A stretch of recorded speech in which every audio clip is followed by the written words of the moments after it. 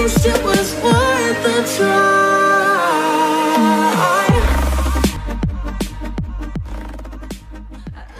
Assalamualaikum warahmatullahi wabarakatuh. Salam Om Swastiastu, Namo Buddhaya, salam kebajikan bagi kita semuanya. Nah, di sini saya akan membahas tentang lebih detail tentang sengketa informasi nantinya. Dan alhamdulillah juga saat ini kita juga didampingi oleh pakar ahlinya langsung, teman-teman. Oke, mungkin perkenalan dulu untuk saya, teman-teman semua ya. Kenalkan, nama saya Rafaudi Ferdian, mahasiswa aktif Fakultas Peternakan angkatan 2023. Dan alhamdulillah saat ini dimanapun juga sebagai Duta Keterbukaan Informasi Publik Universitas Andalas tahun 2024 dan juga 2025. Oke teman-teman, sebelum kita memperkenalkan narasumber, saya ingin memperkenalkan dulu biodata beliau dan juga latar belakang dari beliau. Nah, beliau ini adalah lulusan S1 dari IKIP Bandung pada saat itu. Kalau sekarang namanya itu UPI Bandung. Nah, jurusan beliau pada saat itu adalah pendidikan luar biasa. Terus beliau juga seorang magister tata negara dari perguruan tinggi di Bangka.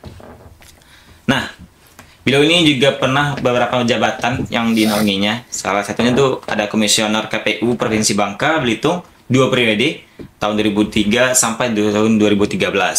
Beliau juga wakil ketua Komisi Informasi Daerah atau KID Provinsi Bangka Belitung tahun 2013 sampai 2017. Beliau juga Ketua Komisi Informasi Daerah Provinsi Bangka Belitung tahun 2017 sampai 2021. Nah, lanjut, beliau juga adalah anggota Komisi Informasi Pusat atau KI Pusat periode 2022 sampai 2026. Terus juga beliau pernah merupakan beberapa prestasi. Salah satunya itu adalah Pemuda Inspiratif dari Aliansi Wartawan Independen atau AWI. Beliau juga memiliki sertifikat mediasi Indonesia tahun 2015. Nah, beliau ini juga seorang mantan dosen dari STAI Darussalam pada tahun 1999.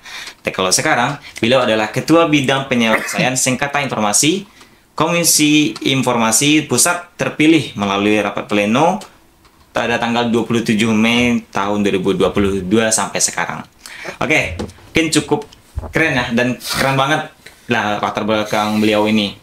Tidak berlama-lama, mari kita perkenalkan dulu. Selamat datang kepada Bapak Syawaluddin. Terima kasih, Rafa. Pak.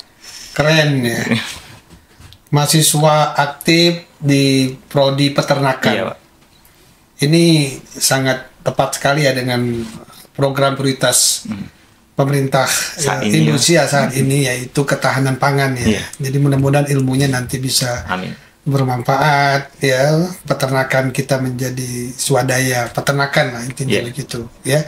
Baik, terima kasih sudah diundang oleh podcast Unan official ya pada kegiatan kali ini. Mudah-mudahan nanti kita bisa sharing ya terkait dengan keterbukaan informasi publik. Oke.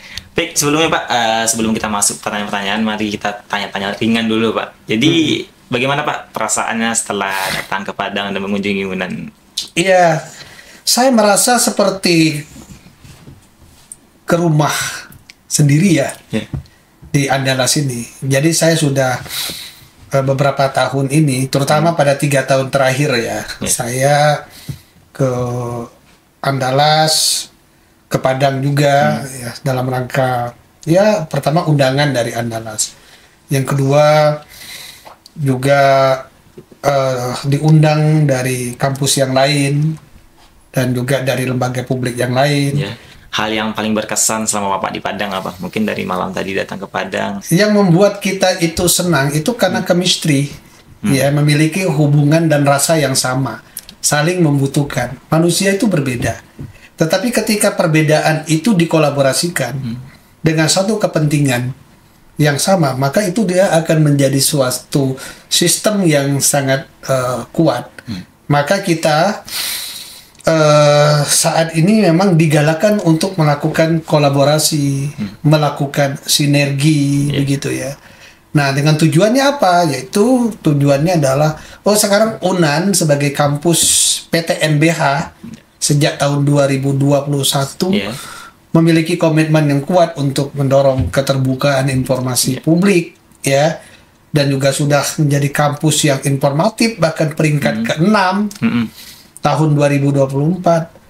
Dari tahun ke tahun saya lihat kemajuannya cukup baik, begitu. Luar biasa kan. Mungkin tahun yang lalu belum ada mahasiswa duta keterbukaan informasi. Sekarang sudah ada.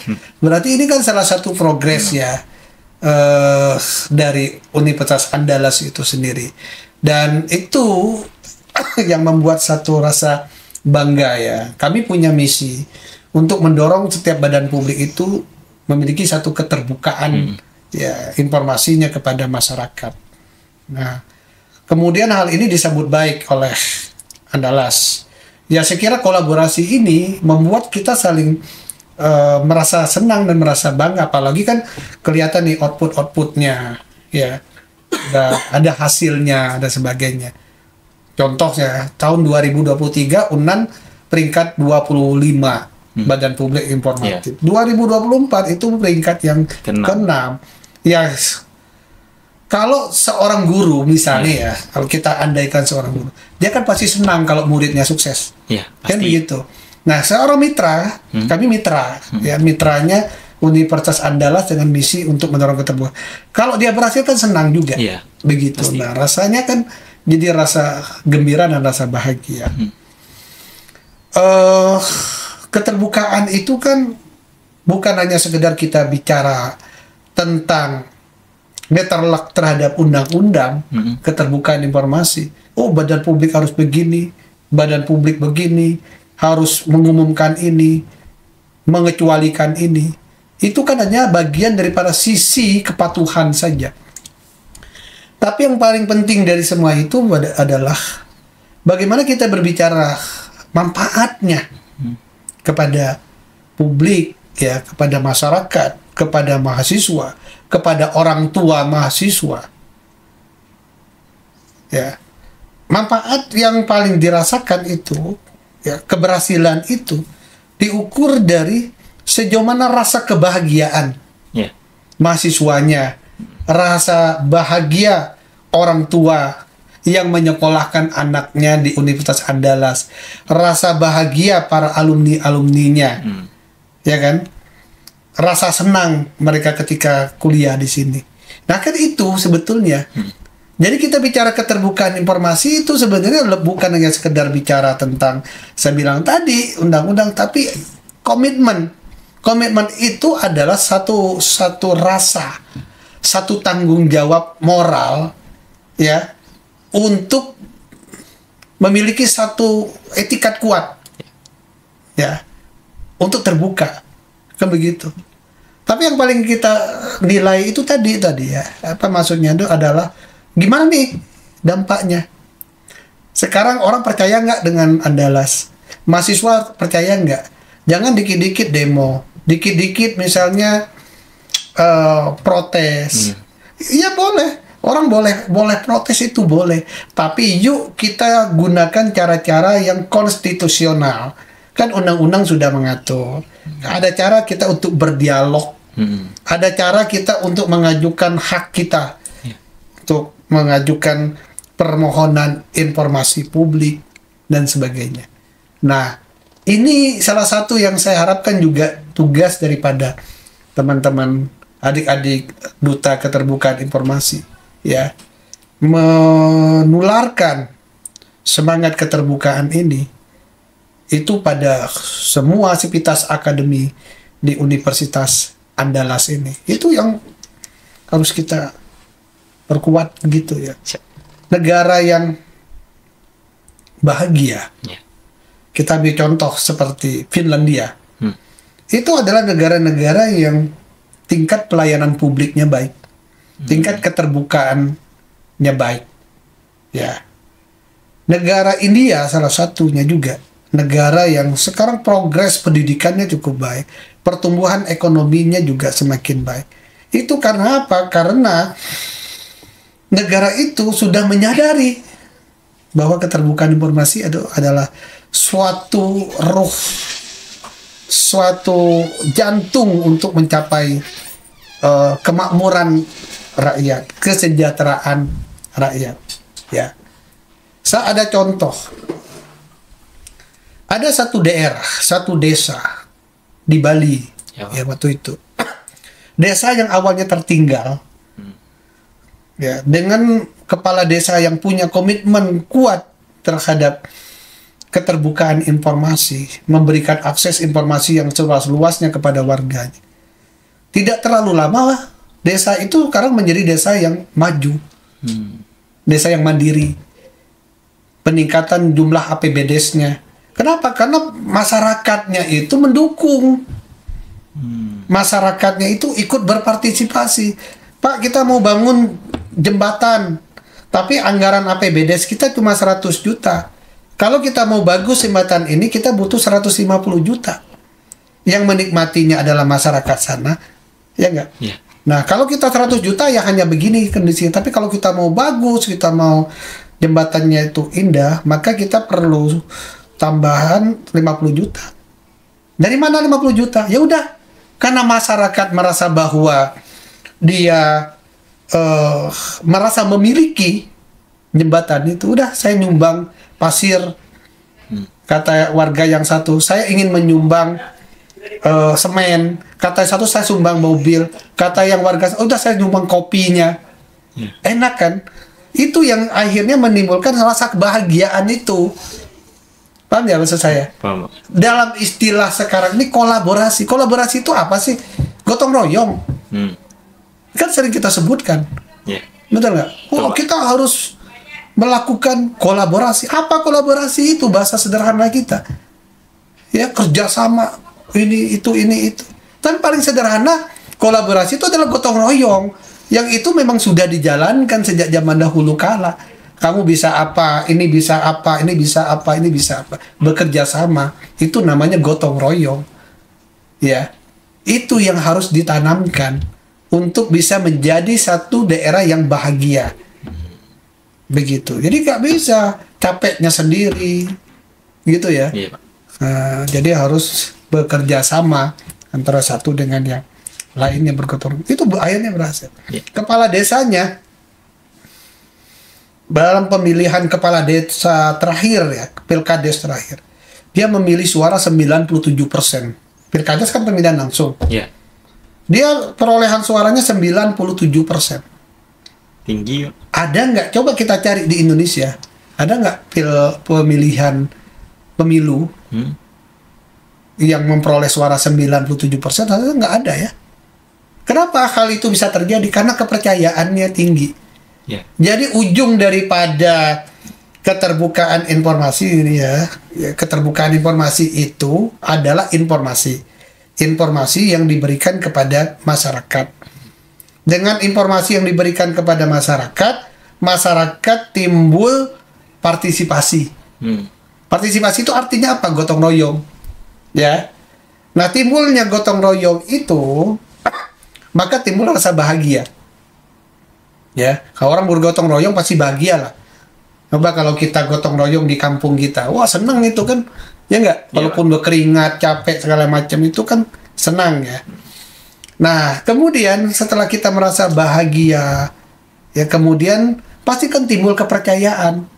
Oh ya benar ya, kepala desa itu nggak nyalip duit ya, nggak korupsi ya. Kenapa? Karena dia udah terbuka pada masyarakatnya. Timbul kepercayaan, apapun akhirnya didukung.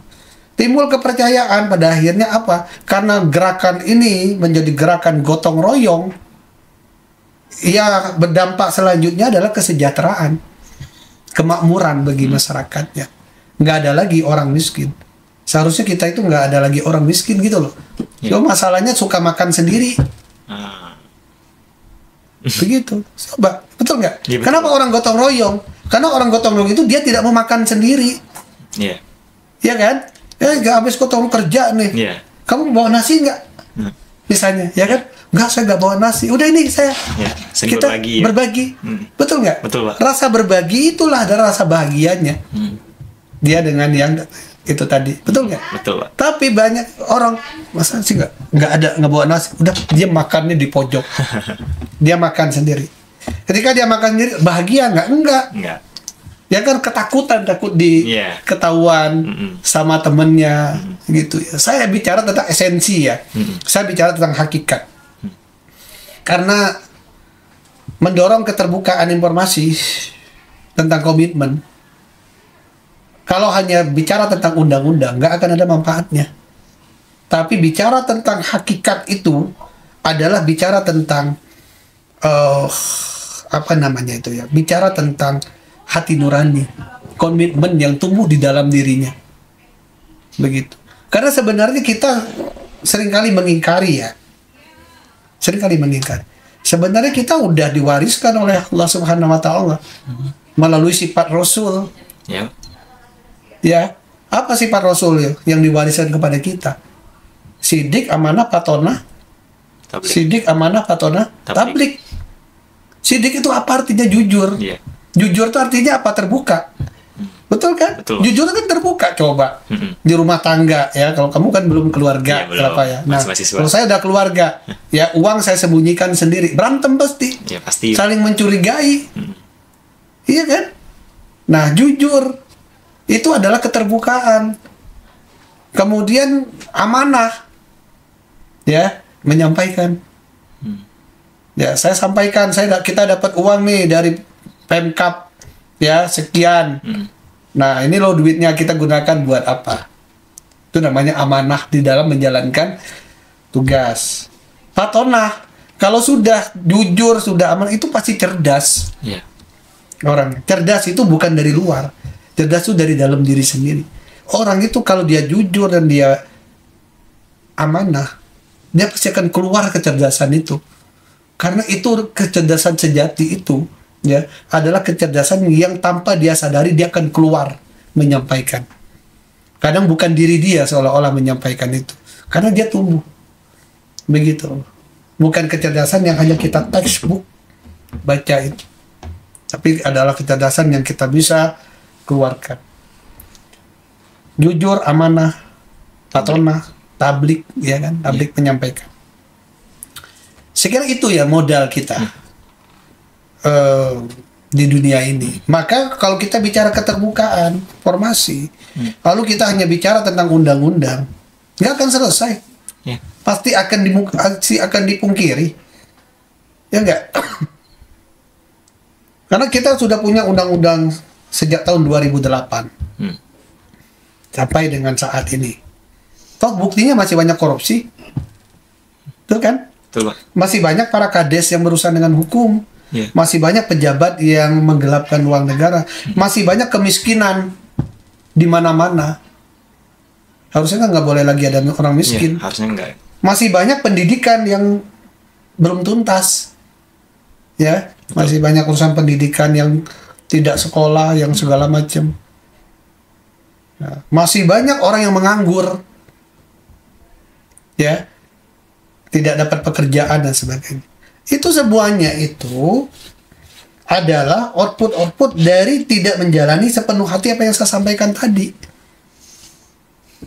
Maka memilih pemimpin adalah pemilih pemimpin yang 4 hal tadi baru jadi gitu loh. Dia bukan bekerja untuk mengumpulkan kekayaan dia, tapi bekerja untuk betul-betul menjalankan amanahnya sebagai misalnya seorang pejabat dan sebagainya. Yeah. Gitu, Rafa.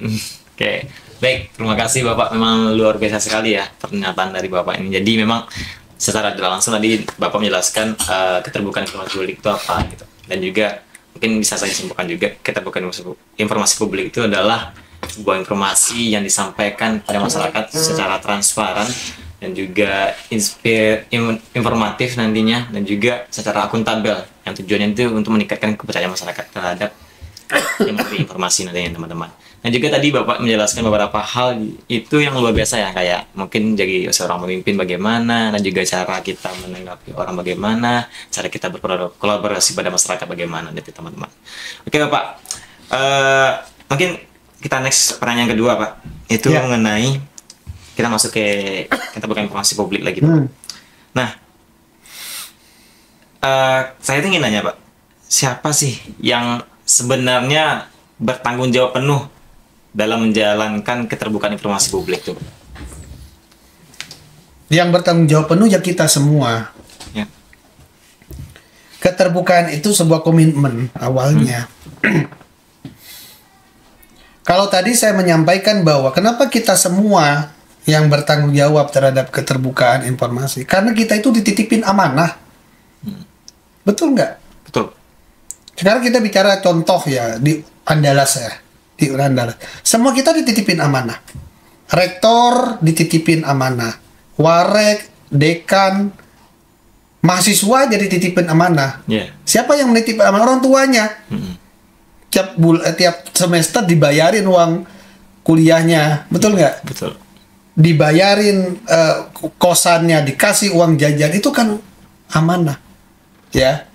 Termasuk juga Rapa sebagai duta keterbukaan informasi bukan hanya sekedar menyandang selempang itu, tapi amanah, ya, tugas, menjalankan tugas, begitu. Artinya kita bicara keterbukaan informasi itu adalah membangun tentang kebudayaan, ya, bukan hanya membangun tentang retorika, bukan membangun tentang pemahaman kita kepada undang-undang, bukan menakut-nakuti, ya, kalau nggak terbuka nanti kena sanksi ini, kena sanksi itu, bukan, itu nggak berhasil. Tapi adalah membangun kebudayaan, budaya keterbukaan, ya. Nah, budaya keterbukaan itu dimulai dari pimpinan, pimpinan, ya. Dalam hal ini kita taruh rektor. Rektor membangun aura keterbukaan. Secara administratif semuanya ikut terbuka, menandatangani protokol. Ya, itu kan administratif. Lalu hati kita terbuka nggak? Maka dibuatlah satu sistem, ya, sistem yang kira-kira mendorong orang untuk mengingat dia agar berada di dalam sebuah sistem keterbukaan, ya kan? Agar dia berada dalam sistem, itu gunanya. Karena kita itu manusia, orang baik aja, suatu saat dia bisa berubah karena dia berada pada sistem yang tidak baik, ya. Nah, maka terkait dengan keterbukaan ini tanggung jawab semuanya, tapi sistemnya harus dibangun, begitu, untuk menjadi rambu-rambu bagi semua orang apa yang harus dia jalankan, apa yang tidak boleh dia jalankan, ya, termasuk sanksinya, begitu, dan sebagainya sebagai tolak ukur keberhasilannya. Jadi begitu. Nah, kata kuncinya adalah Pak Rektor harus membangun budaya keterbukaan. Ya, tahu kan tentang budaya? Minang, Sumatera Barat itu sangat terkenal sekali dengan budaya Minangnya. Siapa sih yang nggak kenal? Orang luar negeri aja kenal. Sampai seluruh dunia orang kenal budayanya Minang. Ya. Kalau apa namanya itu, songket apa namanya? Kanduk kerbau. Kanduk kerbau itu. Tingkulu apa? Ya, dia nggak ngomong pun, oh itu orang Minang. Betul kan? Betul, Pak. Begitu. Tapi kalau dia lepas itu, orang mana ya? Orang nggak tahu dia orang mana. Itu budaya yang harus dipertahankan. Rendang, seluruh dunia tahu. Oh ya, rendang Padang itu paling enak. Terkenal di dunia. Terkenal di Arab, terkenal di mana. Itu budaya. Tapi dalam bentuk makanan. Kuliner. Kuliner. Ya kan? Maka dari itu, sekarang keterbukaan itu kalau kita hanya melihatnya dari teks administratif, ya, itu belum selesai urusannya. Selesainya urusan itu kalau kita membangun sistem budaya kerja tentang keterbukaan, ya. Contoh misalnya, kita bangun sistem ini, misal sistem. Wah, ini misalnya ruangan ini adalah tempat konsultasi mahasiswa dengan dosennya. Misal, kalau ruangan tertutup ini, curiga nggak kamu? Curiga. Saya dosen, kamu mahasiswa. Misalnya kamu perempuan lah. Kamu perempuan, ya. Misalnya taruh si Putri lah misalnya. Saya mau konsultasi dengan Pak Sawaludin tentang ini. Kok nggak selesai-selesai, nggak keluar-keluar? Curiga nggak kamu? Ya pasti curiga. Curiga kan? Ya nggak? Kenapa? Tapi coba kalau ininya terbuka, pakai kaca, ya. Walaupun kami ngomong dari pagi sampai malam, pasti Rapa nggak akan curiga. Oh iya ya, lagi bimbingan serius. Transparan yang ada dia. Iya kan? Iya. Kenapa? Karena sistemnya dibangun. Contoh sistemnya dibangun adalah dengan cara, oh ini ruangan menjadi transparan. Contoh kecil. Jadi membangunnya itu selain budaya, tapi juga bangun infrastruktur yang menuju ke arah sana. Maka yang saya sebut dengan sistem. Kalau orang sudah membangun budaya, maka sistemnya terbangun, ya. Iya, Pak. SDM-nya terbangun, mentalnya, ya kan, pengawasannya terbangun. Itu ada enak, berhasil, Pak. ya. Iya, Pak. Betul. Oke, berarti memang keterbukaan informasi publik ini nggak hanya tanggung jawab badan publik Enggak. atau bagi segala macamnya, dia memang tanggung jawab kita semua berarti ya, Pak. Iya, Jadi semua yang penting hal sistemnya dibangun. Sistemnya terbangun, mungkin dari budaya, dari pimpinan lah, contoh kecil salah satunya. Terus Pak, karena kita juga sekarang membahas, karena Bapak sekarang adalah salah satu kepala bidang di KAI Pusat, itu juga fokusnya terhadap sengketa informasi. Nah, kami pengen tahu juga nih Pak, kira-kira secara garis besar, sengketa informasi ini apa nih Pak? Iya, sengketa informasi itu adalah pintu terakhir bagi masyarakat yang ingin mendapatkan kepastian haknya terhadap informasi publik. Ya, Komisi Informasi itu adalah sebagai tempat dia untuk mengadu bahwa hak dia di badan publik itu tidak dia penuhi. Lalu lembaga yang diakomodir oleh undang-undang itu adalah Komisi Informasi. Begitu. Ya. Jadi dia sebagai pintu terakhir yang mengakomodir komplain daripada masyarakat yang ingin mendapatkan informasi di badan publik. Di mana nih saya komplain? Anda tidak memenuhi hak saya. Anda tidak memberikan informasi yang saya minta. Saya mau komplain kemana? Ke Komisi Informasi. Ya. Betul. Lalu di Komisi Informasi itu kan ada caranya untuk memastikan kata badan publik, ya. Kata badan publik, kan kamu nggak boleh dapat informasi itu karena dikecualikan, itu rahasia itu. Kata publik, si pemohon, nggak bisa, itu hak saya. Bertengkar. Bertengkar kalau nggak ada yang menengahi apa yang terjadi. Maka Komisi Informasi sebagai lembaga yang menengahi. Tapi dengan sistem kerja melalui hukum acara yang diatur, yaitu adjudikasi, mediasi dan adjudikasi non litigasi. Ya kalau orang hukum pasti tahu ya. Mediasi, musyawarah, adjudikasi diputuskan oleh komisi pemohon. Oh ini terbuka, menanglah si pemohon. Oh ini dikecualikan, kalahlah si pemohon. Begitu ya. Nah, jadi jangan dianggap bahwa takut dengan Komisi Informasi nanti dipanggil sidangnya kemudian merasa seperti apa. Enggak. Justru kita bersyukur ada lembaga ini. Daripada kita mengalami keraguan, ini dikasih nggak, ini dibuka nggak informasinya, atau pemohonnya juga udah diselesaikan di sini, begitu kan, tinggal diputuskan, udah informasinya terbuka, begitu. Ya. Oke, baik Pak.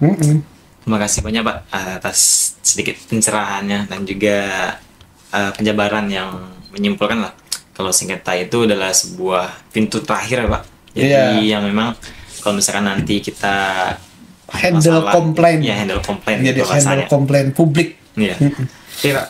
Terus juga Pak, sebagai pandangan ya, kami kan sebagai seorang mahasiswa sekarang, dan juga mahasiswa itu pasti dituntut untuk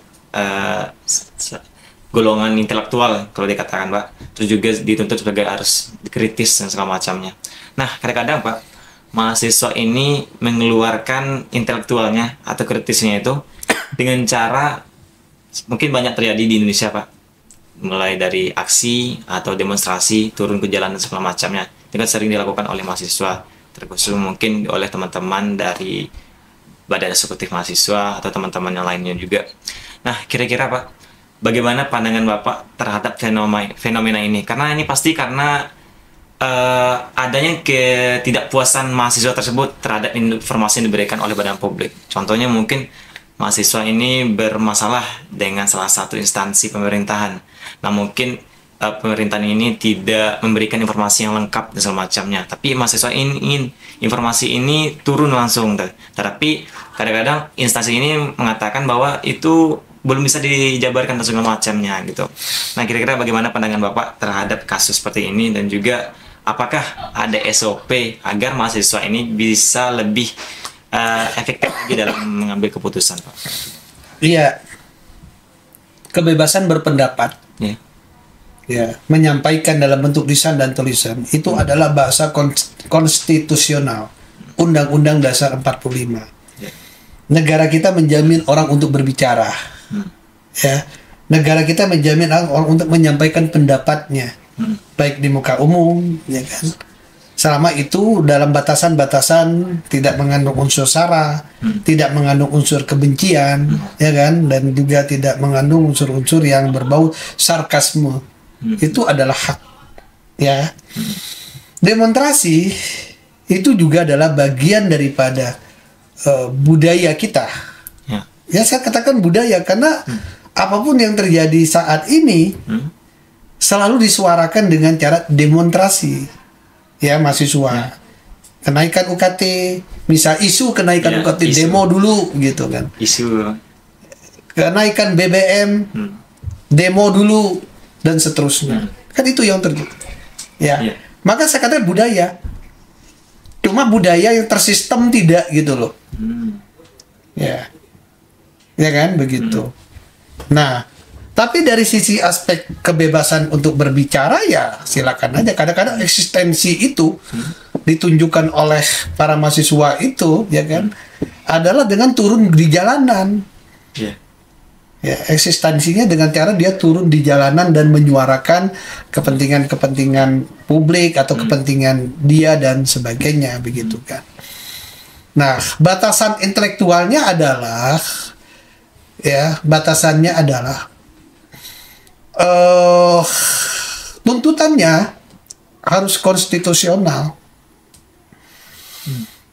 Ya, artinya dia harus murni sebagai seorang mahasiswa yang menuntut sesuatu hal yang menyangkut kepentingan-kepentingan publik, misalnya ya, kepentingan negara, kepentingan di mana ketika terjadi misalnya penyimpangan, ya, terjadi penyelewengan dan sebagainya, nggak apa-apa, karena itu adalah kekuatan rakyat, begitu ya, untuk melakukan demonstrasi.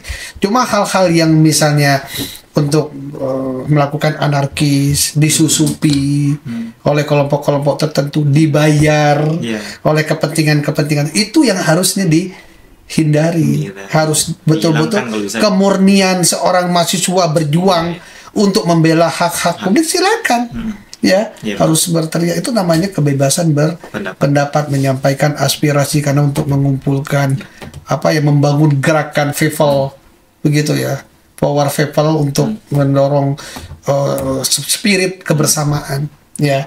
Tapi itu tadi tetap harus menjaga kondusivitas, ya begitu, harus menjaga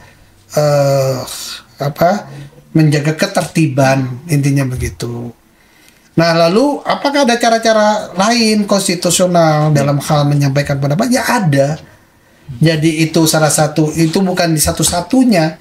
Ada cara-cara lain.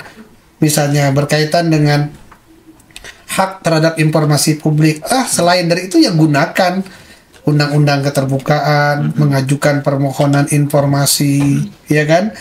Ke badan publiknya, kemudian sampai kepada sengketa informasi, itu cara konstitusionalnya. Misalnya menggugat di Mahkamah Konstitusi terkait dengan undang-undang, misalnya, ya, nggak apa-apa. Kita mahasiswa harus berani untuk menunjukkan intelektualitasnya, ya, melakukan kajian revisi undang-undang, misalnya, ya, uji material ke Mahkamah Agung, ke undang-undang, mengadu ke DPR, misalnya, ya.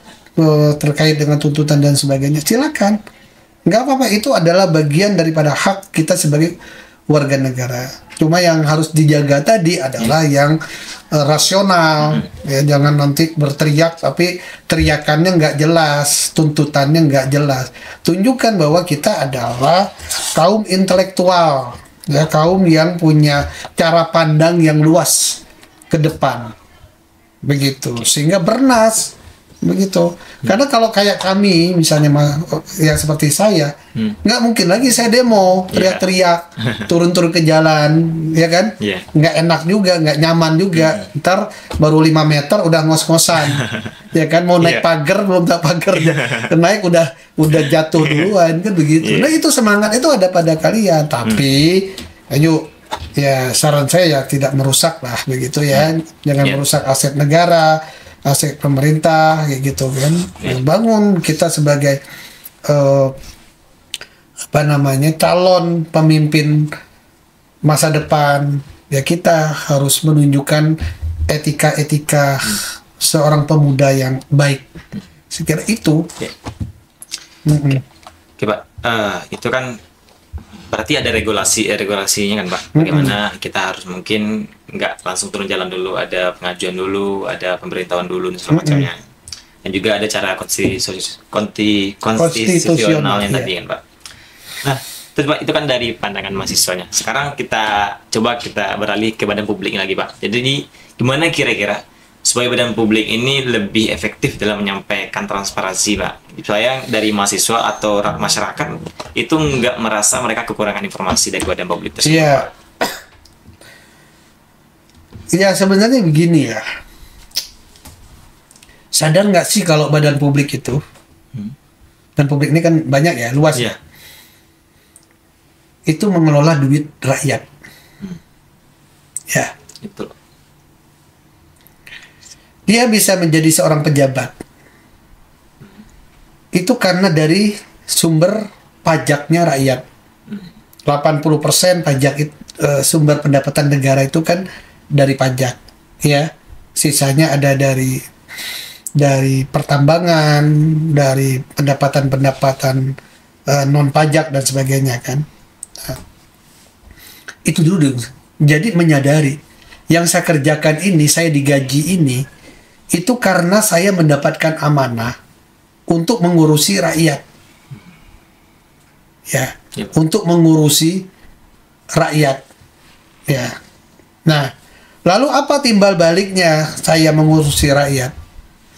Maka timbal baliknya saya harus bekerja dengan sebaik-baiknya, memberikan hak-hak rakyat dengan sepenuhnya. Apa saja hak rakyat? Pertama tentu hak mendapatkan pelayanan. Ya, pelayanan yang baik, diterima dengan baik dan sebagainya. Kemudian pelayanan terhadap pembangunan. Oh, ini ada pembangunan yang duit ini benar-benar dipakai buat pembangunan, ya kan? Iya, Pak. Nah, kemudian juga untuk misalnya pengembangan kapasitas rakyatnya, masyarakatnya, pelatihan-pelatihan dan sebagainya. Termasuk juga bansos-bansos, beasiswa dan segala macam kan kayak gitu kan. Nah, kalau sadar itu bukan duit si pejabat itu, tetapi duit rakyat, dan dia menjalankannya dengan sepenuh hati terhadap hal itu, maka kemudian dia pasti secara komitmen untuk menyampaikan informasi itu kepada rakyat. Ya, dia pasti punya komitmen menyampaikan itu kepada rakyat. Hai masyarakat, kami tahun ini ada loh program beasiswa. Ini loh syaratnya, ya. Ini loh syaratnya. Anda mau bisa loh jadi ini, ya kan? Iya. Hai masyarakat, tahun ini kami menyelenggarakan bansos. Ini loh kriterianya. Diumumkan kepada masyarakat. Tumbuhnya dari mana? Dari kesadaran untuk benar-benar bekerja untuk rakyat. Tetapi kalau kita mulai menyembunyikan sesuatu, informasi, waduh, bansos ini kalau bisa dapatnya ke orang-orang dekat saya deh, orang-orang tim sukses saya, ya kan? Berarti kan dari awal dia pasti udah mulai menyembunyikan itu. Karena kalau dia sampaikan terbuka kepada masyarakat, pasti dia tidak akan menyembunyikan sesuatu. Kan begitu. Ya, Pak. Nah, lalu sebagai badan publik, ya kan, dia mengelola uang APBN, APBD, ya, atau APBDes itu dengan jumlah yang besar. Kan pasti di situ ada informasi yang sangat banyak sekali. Iya. Informasi. Nah, informasi ini disampaikan kepada masyarakat. Begitu, ditransfer kepada masyarakat ya.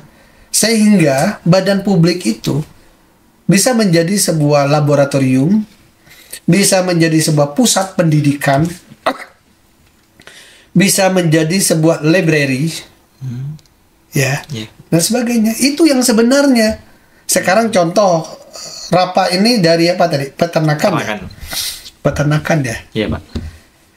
Sebagai seorang mahasiswa jurusan peternakan, pasti membutuhkan informasi yang banyak tentang dunia peternakan. Ya, pasti. Iya. Iya. Kalau seandainya pemerintah daerah, terutama dinas peternakan, menyediakan informasi tentang peternakan yang sangat banyak, saya sebenarnya mau ke dinas peternakan, mau cari informasi ini, mau belajar ini, mau belajar itu dan sebagainya, betul nggak? Betul. Sehingga dia menjadi laboratorium, pusat pendidikan kepada masyarakat. Ya. Maka yang bertanggung jawab terhadap pendidikan itu bukan hanya dinas pendidikan, ya. Bukan hanya dinas pendidikan, tetapi semua institusi pemerintah itu sebenarnya bertanggung jawab terhadap pendidikan karena dia akan mengelola ilmu di situ. Dia mengelola pengalaman, dia mengelola berbagai macam yang bisa dibagikan kepada masyarakatnya. Kayak begitu. Yep. Coba seorang mahasiswa, tahu udah semester 4 saja sekarang. Apa sih? Kemana aja cari ilmunya? Hanya mengharap dari dosen, kan terbatas. Yeah. Tapi kita mau ke dinas pertanian ini, kita mau dinas peternakan ini, mencari data, mencari informasi, mencari ini dan sebagainya. Ya kan? Ya, kalau ini terbuka, saling berkolaborasi atau saling bergotong royong seperti yang saya sebutkan tadi, enak kan? Betul nggak? Cuma semangat gotong royongnya masih ada nggak gitu loh? Kita terlalu ambigu dengan kalimat kolaborasi. Kita harus berkolaborasi. Berkolaborasi itu gotong royong. Iya. Iya nggak? Ya, betul. Itu kan udah lama itu. Zaman nenek moyang kita, orang membentuk negara ini, Pancasila, itu semangatnya juga gotong royong gitu loh. Ngapain kita harus cari kalimat-kalimat yang lain? Kolaborasi. Iya nggak? Iya, betul, Pak. Kan enak gitu. Kalau orang sudah gotong royong, ini nyumbang tenaga, ini nyumbang kopi, ya, ini nyumbang semen, dia bilang tadi. Iya. Maka dia cerita itu teman yang di Bali itu, Pak, APBD kami cuma 1 miliar, tapi setiap tahun itu bisa mencapai 3 miliar. Wis. Dari mana 2 miliar sumbangan masyarakat? Karena orang sudah percaya, yang menikmatinya itu masyarakat itu, ya kan? Iya. Jadi yang paling penting itu kita bicara keterbukaan itu adalah bicara tentang bagaimana komitmen untuk membangun budaya keterbukaan. Sekarang ada duta keterbukaan di UNAN, rektornya juga ada terbuka. Sekarang sudah dibuat komitmen. Nah, yuk kita nggak usah takut, buka aja ke publik, lindungi yang dikecualikan informasinya. Jangan kita hanya melihat dari ini terbuka, ini tidak, ini terbuka, nggak akan berhasil begitu, ya kan? Tapi kalau kita punya itikat memberikan sesuatu informasi yang berharga kepada publik, ya kan? Iya, Pak. Maka publik itu juga akan cerdas. Karena coba lihat, tujuan daripada undang-undang KIP itu apa? Untuk supaya informasi yang akuntabel, transparan. Pertama, adanya partisipasi masyarakat. Iya. Yang kedua adalah meningkatkan ilmu pengetahuan. Ya, berarti badan publik itu sebagai pusat ilmu pengetahuan. Itu yang saya sebutkan tadi. Jadi badan publik itu pusat ilmu pengetahuan. Ya, Rapa jurusan peternakan ya cari informasi ke peternakan. Ya, hari ini ada berapa sapi, penyakit sapi apa misalnya kan, kebutuhan pangannya dan sebagainya kan begitu. Ya, betul. Nah, sekarang kita sedikit kerucutkan lagi, Pak. Ini tentang dalam kampus lagi. Nah, terkadang, Pak, aksi mahasiswa ini atau aksi demonstrasi mahasiswa tidak hanya dilakukan di jalan, Pak, atau di gedung-gedung pada publik, tapi kadang-kadang juga ada dilakukan dalam internal kampus sendiri, atau mungkin seperti keuangan kampus yang belum jelas dan lain-lainnya. Iya. Dan mungkin pertanyaan gini, Pak, apakah aksi mahasiswa tersebut itu masih bisa dikatakan boleh di dalam kampus, atau aksi tersebut harusnya ada regulasi tertentu dulu baru kita boleh melakukan demonstrasi di dalam internal kampus, Pak. Ya, suara mahasiswa itu bisa menjadi sebuah aspirasi. Ya, tapi caranya seorang mahasiswa menyampaikan aspirasi terkadang kan harus dengan teriakan, dengan demonstrasi dan sebagainya, ya kan begitu. Saya mengira itu dalam konteks kewajaran, dalam konteks tidak merusak, dalam konteks tidak menghina, ya. Saya kira silakan aja dijalankan sebagai bentuk solidaritas, ya, kepada lingkungan kampus untuk sekedar mengingatkan, begitu, cara-cara itu. Tapi cara lain itu kan hanya satu-satu, bukan satu-satunya cara. Tapi salah satunya. Ya, ya kan. Tapi ada cara-cara lain yang bisa diwujudkan. Misalnya dengan cara musyawarah dulu di lingkungan internal, mahasiswa, lingkungan BEM, lingkungan aktivis mahasiswa, bermusyawarah. Ini kita punya masalah ini, ya, masalah kita ini. Nah, masalah ini kemudian gimana nih? Kita kan tujuannya bukan hanya soal teriak-teriakan aja, tapi tujuannya mencari solusi dan penyelesaian masalah. Maka bisa aja solusinya adalah dengan mengajak pihak-pihak tertentu untuk berdiskusi bersama. Kan itu adalah bagian daripada keterbukaan. Keterbukaan bukan hanya soal teriakan atau meminta dokumen, bukan, tapi juga berdialog. Misalnya, ya, yuk minggu depan kita ngajak Pak Rektor, Pak Warek dan beberapa komponen penting berdialog, ya, berdialog. Pak, ini ada permasalahan bla bla bla bla, ini gimana? Itu kan itu bagian daripada musyawarah. Itu kan adalah ciri kita sebagai negara demokrasi. Ya. Pak. Nah, kemudian ruang ini sudah dijalankan. Ruang yang mana lagi? Oh, mengajukan permohonan informasi. Ya, melalui PPID-nya. Ajukan permohonan dan seterusnya sesuai dengan terjadinya sengketa informasi. Enggak apa-apa. Itu semuanya konstitusional kok. Begitu, ya. Jadi apa yang saya sampaikan itu adalah bagian daripada hak aspirasi kita, hak publik untuk menyampaikan pendapat, ya, untuk memperoleh informasi di badan-badan publik itu, gitu kan. Nah, saya kira mahasiswa harus berada di tengah, ya, untuk selalu mengawal, selalu berada menyeimbangi, ya, kepentingan-kepentingan kampus, kepentingan mahasiswa dan sebagainya, begitu. Apalagi misalnya menjadi duta keterbukaan informasi, gitu kan, bukan hanya sekedar menyandang selempang duta, tapi gimana ini, ya, apa yang tidak terbuka, misalnya begitu, apa yang tidak terbuka, kan duta keterbukaan informasi bisa menjadi agents of change-nya bagi para mahasiswa yang lain, tempat untuk konsultasi, begitu. Jadi sebelum mereka demo, konsultasi dulu misalnya kan, atau mereka ketika mengajukan permohonan informasi, diskusi dulu. Itu kan bagian-bagian dari ini. Jadi amanah. Jadi kita itu solusi terhadap itu banyak, ya, bukan satu-satunya harus bakar ban, ya kan, bukan satu-satunya harus merobohkan pagar, betul ya. Nah, kita cari, ya, memang ada level-levelnya lah, gitu, ya. Level 1, ya kan, kita musyawarah internal, selesai nggak dengan cara itu. Level 2 musyawarah misalnya dengan rektorat, ya kan. Level 3 mengajukan permohonan. Udah nggak mempan juga dengan cara-cara ini, ya, cara teriakan, kan begitu. Artinya yang konstitusional, kan begitu, menyampaikan pendapat dengan cara kita tidak merusak, begitu, ya. Jadi teman-teman semuanya, memang ketika kita seorang mahasiswa ingin menyampaikan aspirasi, kalau misalkan ada permasalahan baik di internal kampus sendiri, itu sebenarnya tidak apa-apa ya Pak kalau misalkan kita sampaikan, tapi tetap itu sesuai regulasi dan juga sesuai kewajarannya. Jangan sampai merusak internal kampus ataupun bahkan sampai menimbulkan nama buruk kampus nantinya gitu. Kadang-kadang setelah kita aksi dan demo semacam di internal kampus, kadang-kadang ketemu nih masalahnya dan segala macamnya. Tentu kadang-kadang ada konstitusionalnya itu dibawa ke sidang, Pak.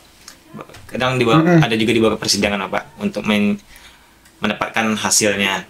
Kira-kira, Pak, dalam sidang itu nanti yang dibahas paling utama itu apa? Sidang sengketa ya? Iya, sidang sengketa, Pak. Iya.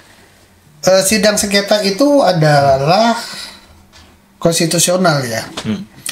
Itu tempat bagi para pencari keadilan informasi untuk mendapatkan kepastian terhadap informasi, apakah informasi itu dibuka ataukah informasi itu dikecualikan. Ya. Nah,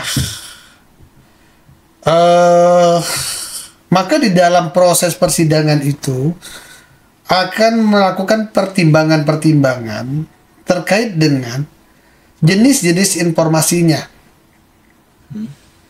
Ini terbuka, ini dikecualikan, ya kan? Yang diputuskan oleh Komisi Informasi atau oleh Majelis Komisioner. Yang kemudian putusan itu ya harus dijalankan oleh majelis, oleh badan publik tadi, begitu. Dia harus dijalankan. Misalnya tuntutan mahasiswa dinyatakan sebagai informasi terbuka, ya kampus harus kasih. Misalnya tadi laporan keuangan, ya atau apa, misalnya masih ada yang tertutup, diminta secara resmi. Kan kita sebelum ke Komisi Informasi kan mintanya secara resmi, betul nggak? Betul, Pak. Sekarang misalnya saya di depan nih, saya minta nih handphonenya, ya, nggak dikasih, misalnya. Padahal itu kan misalnya handphone saya misalnya, nggak dikasih, saya keberatan. Nah, akhirnya saya minta orang lain untuk memutuskan, begitu. Itu handphone saya dipinjam tapi nggak dikembalikan, misalnya gitu. Nah akhirnya kan karena itu kebenaran dalam sebuah fakta persidangan diputuskan, harus diserahkan kepada saya, misalnya begitu. Ketika ada yang meminta informasi, terus badan publik langsung untuk melakukan uji konsekuensi, tapi berarti tidak memberikan langsung informasinya, tapi diuji dulu gitu. Jadi pemohon informasi ini kan meminta informasi. Kemudian ketika informasi ini diterima permohonannya, lalu badan publik ini menilai ini sepertinya informasi ini rahasia nih. Iya, rahasia, DIK berarti. Iya, maka dia nggak boleh langsung menolak. Nggak boleh langsung menolak. Tapi dia harus melakukan uji konsekuensi terlebih dahulu untuk menjadi dasar pengecualian sebuah informasi. Ya. Nanti setelah dia lakukan uji konsekuensi, baru dia membuat SK uji konsekuensi, dia kasih ke pemohon. Informasi yang diminta itu adalah informasi yang dikecualikan. Jadi dasar untuk menolak memberikan informasi itu harus dilakukan uji konsekuensi. Hal-hal yang seperti. Tetapi kalau di Komisi Informasi itu diuji. Diuji dulu. Iya. Enggak, misalnya badan publik mengecualikan informasi dia mengecualikan informasi. Kemudian publiknya masih nggak puas. Ini uji konsekuensinya nggak benar. Kalau begitu enak aja, dikit-dikit dikecualikan, dikit-dikit diuji konsekuensi. Dia lapor ke Komisi Informasi meskipun badan publiknya mengecualikan. Berarti publik boleh melapor ke komisi? Boleh. Maka di Komisi Informasi itu diuji itu uji konsekuensinya. Dan Komisi Informasi bisa membatalkan uji konsekuensi itu. Dan menganggap itu tidak sah. Kira-kira Pak, atau menurut Bapak, gimana harusnya Gen Z ini dalam mengelola sosial medianya, mengelola informasinya supaya tidak terjadi kericuhan nanti Pak di kalangan masyarakat? Iya, jangan terlalu banyak main handphone. Karena saya juga pernah pengalaman jadi dosen. Ketika saya suruh mereka bertanya, yang dia cari adalah jawaban yang ada di Google. Ya, misalnya saya nanya nih ke si mahasiswa, ya pertanyaannya, nanti dia jawab tuh baca apa yang ada di dalam ini. Berarti dia nggak paham berarti jawabannya. Iya, kan kalau kita buka Google itu kan apapun ada tuh. Iya, keluar semua ya. Apalagi keluar. Sekarang ada AI kan. Apalagi ada AI dan sebagainya. Maka agar mentality kita kuat begitu ya, kita itu sudah dianugerahkan oleh Allah Subhanahu wa taala dengan pikiran dan kecerdasan ya, melalui otak. Otak itu kan harus diasah. Ya. Begitu, diajar untuk berpikir kritis. Ya. Bukan hanya sekedar kita menjiplak apa yang ada yang dikirim melalui media sosial ke grup-grup kita. Kemudian ke mana tuh? di website dan sebagainya. Tapi kita harus sering melakukan kegiatan-kegiatan diskusi seperti gini. Ini kan kita diskusi nih. Diskusi. Kegiatan-kegiatan diskusi secara langsung, bertukar pikiran secara langsung dengan mengaktifkan ya otak kita agar kita bisa berpikir kritis, melakukan problem solving. Begitu ya. Jadi itu salah satu kelemahan kita ya. Jadi problem solving kita itu termasuk yang rendah gitu loh. Menyelesaikan masalah ya kan, mencari solusi kemudian itu kan adalah bagian daripada soft skill loh. Jadi perlu diingat era sekarang ini, kalau zaman saya mungkin ya IPK 4 itu dicari-cari sama perusahaan gitu ya. Iya pasti, tentu ya kan. Nah, cum laude, pasti orang pinter. Sekarang belum tentu laku. Betul? Betul, Pak. Maka apa yang laku di pasaran kerja sekarang ini? Yaitu soft skill dan pengalaman. Ya. Soft skill dan pengalaman. Maka pada saat Anda jadi mahasiswa, Anda harus terus latih soft skill, bukan hanya kecerdasan akademis saja, ngejar IPK, ya kan? Harus A semuanya, kemudian tapi ketika masuk ke dunia kerja kemudian Anda tidak tahu ya. Nah, maka aktifkan ya, selama menjadi mahasiswa itu misalnya magang di beberapa tempat. Ini adalah bagian daripada soft skill. Ya kan, ada SK-nya dan ada praktiknya, menjadi duta keterbukaan. Ini kan juga melakukan persaingan yang cukup ketat itu untuk bisa menjadi seorang duta itu kan.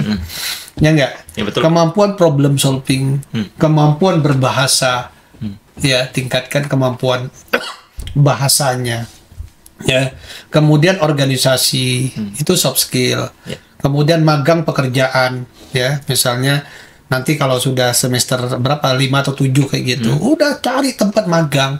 Jangan hanya sekedar ngejar nilai ya, magang di perusahaan ini, di tempat ini, di tempat ini. Itulah modal kita untuk bisa masuk dunia kerja. Jadi ketika kita lulus, kita sudah punya company profile yang cukup mumpuni. Itu nilai lebih kita dibanding dengan orang lain. Bahasanya kita tingkatkan, ya. Nah, jadi nggak hanya sekedar kita menjawab pertanyaan dari Google kayak gitu. Soft skillnya dilatih, attitude-nya dilatih, ya, attitude, sikap dan sebagainya begitu kan. Nah, saya kira itu ya modal kita sebagai mahasiswa saat ini agar kita bisa bersaing ya di era global sekarang ini, karena kita semakin kesini semakin berat tantangan ya. Eranya adalah globalisasi. Ya, tidak ada batasan lagi. Semua orang sekarang bisa mengeksplorasi dirinya sendiri ya, sekecil apapun kemampuan dengan dibantu oleh media-media sosial. Misal kita ambil contoh TikTok dan sebagainya, orang kan bisa cari duit dari situ. Betul nggak? Betul. Orang bisa cari duit dari dia membuat konten. Ya, dari TikTok misalnya, dari apa. Sekarang orang joget aja dia bisa dapat duit. Betul kan? Betul, Pak. Dia bisa. Apa kaliannya? Joget. Ya, tapi dia konsisten. Betul kan? Betul. Nah, joget nanti orang kasih gift kayak gitu kan, dapat duit, ya. Orang pandai meracik apa misalnya ya, membuat kopi. Dia ajar cara membuat kopi dengan baik. Sehingga banyak follower dan sebagainya, dapat duit gitu. Nah, itu yang harus kita cari sebagai orang mahasiswa. Jadi jangan berpikir nanti saya lulus itu saya kerja di mana. Sekarang pekerjaan itu sekarang harus menjadi penciptaan sendiri begitu. Yeah. Tadi dalam diskusi kan saya sudah sampaikan, jadilah kita sebagai pencipta. Jadilah kita memiliki skill tertentu, soft skill tertentu yang punya nilai di mata orang. Karena dengan soft skill yang kita miliki itu, atau skill yang kita miliki itu, maka kita akan menciptakan sesuatu yang bermanfaat bagi orang lain. Oke. Gitu, ya. Oke. Baik. Terima kasih Pak atas jawabannya. Jadi memang ini ada sedikit pesan untuk, nggak sedikit sebenarnya, banyak ya Pak, banyak pesan untuk teman-teman mahasiswa dan juga teman-teman pemirsa podcast Sunan Official. Jadi sebagai Gen Z atau mahasiswa sekarang, tentu kita harus bisa manajemen waktu ya Pak, untuk bisa mengisi hal-hal dengan hal-hal yang produktif nantinya, supaya kita nggak terlalu terbawa suasana dengan teknologi sekarang kan. Juga malah teknologi itu fungsinya untuk mempercerdasan seharusnya, tapi malah untuk menjadi kebodohan nanti. Makanya saran saya tadi kan jangan sering-sering main handphone. Jadi tapi mungkin otaknya harus main, bukan berarti nggak boleh. Ya, tetap handphone boleh. Oh, saya mau butuh cari informasi nih. Cari informasi. Tapi jangan 100%-nya di sini. Yang harus diolah itu adalah otak kita. Critical thinking-nya. Critical thinking. Berpikir kritisnya begitu ya. Saran atau tanggapan atau mungkin kesan apa untuk closing statement-nya, Pak? Kita harus menjadi orang yang pandai bersyukur. Karena syukur itu akan menjadi rasa bahagia bagi kita. Orang yang bersyukur itu pasti akan bahagia. Apa yang kita dapatkan hari ini, yang kita peroleh hari ini, maka itu belum bisa memiliki dampak apa-apa sebelum orang lain memiliki manfaat terhadap apa yang kita lakukan. Saya pandai membuat air minum atau kemasan ini, tapi kalau ini hanya untuk diri saya, itu belum bermanfaat buat orang lain. Saya belum bisa menjadi bernilai bagi orang lain. Maka pesan saya buat mahasiswa semuanya, ya, yang saat ini sedang menuntut ilmu di Universitas Andalas, tetap spirit, semangat, ya. Kemudian bangun soft skill sebaik mungkin. Kemudian menjadilah seorang yang mampu menciptakan, sekecil apapun, jadilah seorang pencipta. Ya, pencipta bukan harus memikirkan mencipta pesawat, mencipta mobil, atau mencipta apa, enggak. Tapi jadilah diri kita yang memiliki satu skill yang kemudian itulah menjadi modal kita untuk hidup. Karena manusia diciptakan oleh Allah Subhanahu wa Ta'ala itu berbeda-beda. Perbedaan itu kenapa? Karena setiap orang ini punya kemampuan ini dan sebagainya. Ya, berbeda-beda sehingga dia bisa saling berkolaborasi satu dengan yang lainnya. Selamat dan sukses tentunya buat Universitas Andalas. Saya senang berada di kampus ini karena bisa bercerita, berbagi, sharing dan sebagainya, dan juga memiliki banyak teman tentunya di sini. Saya kira demikian. Terima kasih sekali lagi Bapak atas waktunya juga. Semoga kedepannya kita masih bisa diskusi juga dan saling berbagi pengalaman nantinya, Pak. Oke, dari saya tutupi dengan salam keterbukaan informasi publik. Wassalamualaikum warahmatullahi wabarakatuh.